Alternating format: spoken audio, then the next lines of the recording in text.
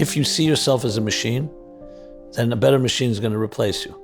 If you see yourself as a soul with something transcendent about you, something that's sublime, that can be quantified and in the mechanics of a machine, then machines will be our tools. The conversation has been had many times with our guests. How do we escape the matrix? Well, today I'm speaking to Rabbi Simon Jacobson about exactly that.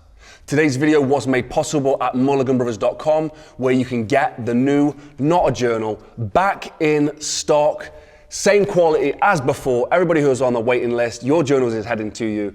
But also, you can use code JOURNAL now for 10% off with the link in the description, and code STOIC at checkout with a poster for 10% off too. Let's dive into the video. This is one that does well on our channel. I don't know if you've mentioned it before, but it's the idea that we are living in a matrix, that we are brainwashed into being a certain way, programmed to be in a certain way. And one of the talking points that I've asked a few different people who have open minds to this kind of concept is, how do we escape that matrix? How do we escape that brainwashing or that sort of system that we're in? Okay, so the big question, of course, is the matrix. Are we living in a matrix that has programmed us? And how do we escape that, if indeed that's the truth?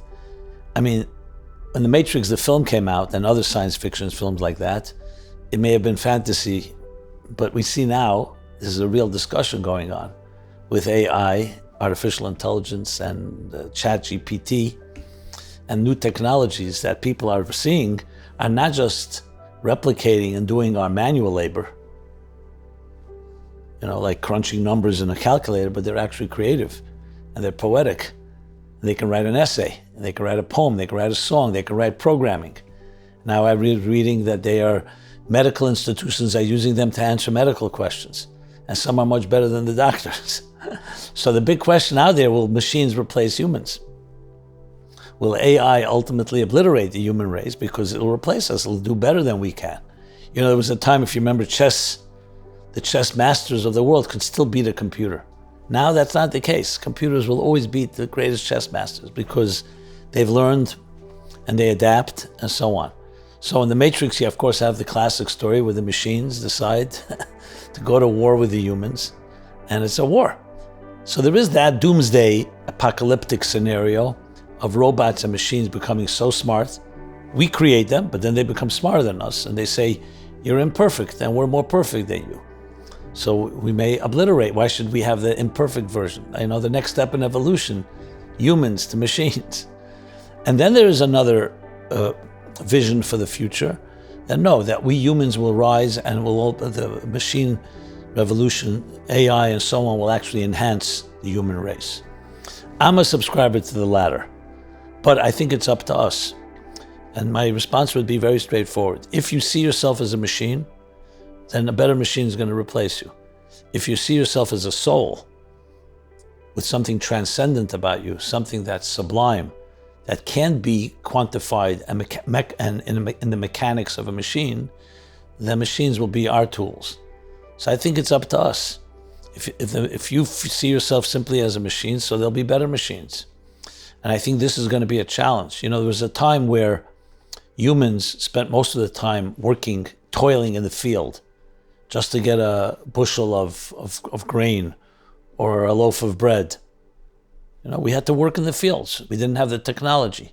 So then once the Industrial Revolution came on board, and then steam engines and other technologies helped replace the human exertion, we were left with a lot of time on our hands. As technology has advanced, today we can do things with the press of a button that once would take hours. So the question is, what are we going to do with our free time? If you're going to use it for nonsense, playing games, and emptiness, machines will beat you because they'll do better with it you can do. But if you use the time to explore, but only humans can explore, which we'll call it the spiritual vistas, the potential of our destinies, that we humans can do, then machines will be our tools.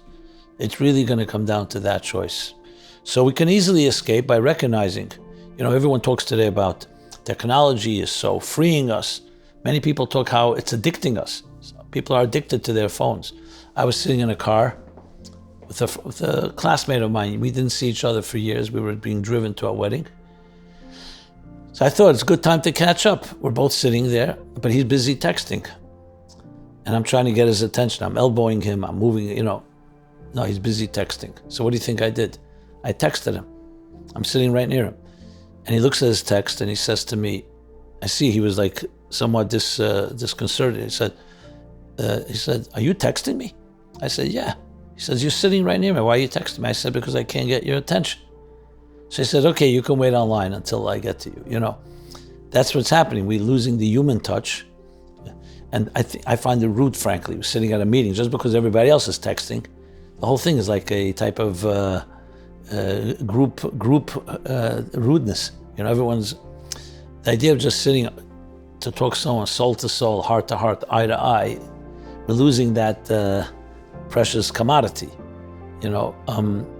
So much as technology has emancipated us and is helping us, it can also enslave us if you allow it to.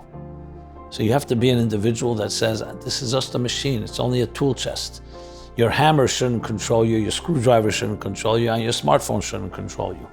You should control it. But for that, we have to go back to the mission. You need to have a mission in life. And then you use the tools to fulfill that mission. If you don't have a mission, your smartphone and all the different browsing and all the chats and all the notices are going to control your life. So it comes down to who's in control of your life, you or the circumstances around you. You've done a video called "Do This to Stand Out" in a crowd, but how do you stand out? Like, we've said this, 8 billion people, so it's a lot of people. How do you stand out? Okay, so how do you stand out in a crowd, and how do you become a nonconformist? Because the tendency for all of us is to be conformists. That's how it is. We don't like to stand out. I mean, everyone likes to say I have a unique flair or a unique style, but not too much. You don't want to be a pariah. You don't want to be laughed at and mocked at. From our childhood, we've been trained, you conform. You have to do this to conform, to fit in. The tendency and the temptation to do that is understandable. It comes down to fear as well. Fear of being different, fear of being laughed at, fear of being dismissed. But at the same time, you don't want to lose your individuality. So it comes down to if that individual, unique you has been cultivated or not. In a very healthy home, parents will obviously want their children to follow certain guidelines. You don't cross the street by yourself. You don't do certain things. You don't stick your fingers into an electric outlet. I'm talking about a baby. But they also want to cultivate the individuality of the child. No two children are alike.